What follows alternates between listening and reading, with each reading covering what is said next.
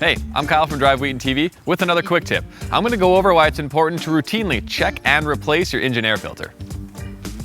Your vehicle needs air to run, and the filter protects the engine from things like dirt, dust, and insects.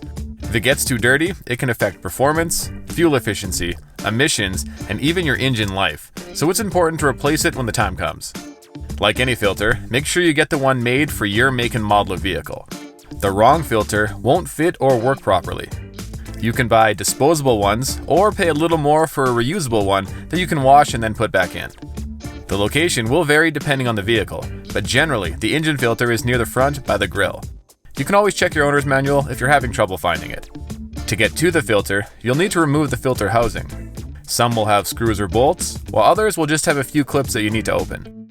You may even need to disconnect the air intake to make the process easier. Once you have that open, remove the filter and inspect it. If it's dirty, replace it. This is also a good time to clean out the filter housing. Make sure to put the new filter in the right way or it won't work properly.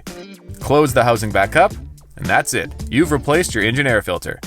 It's recommended you check it at least once a year or about every 20,000 kilometers. Although if you do a lot of driving in the city or in dusty conditions, it would probably be a good idea to check it a little more often. If you found this helpful, make sure to check out our other quick tips.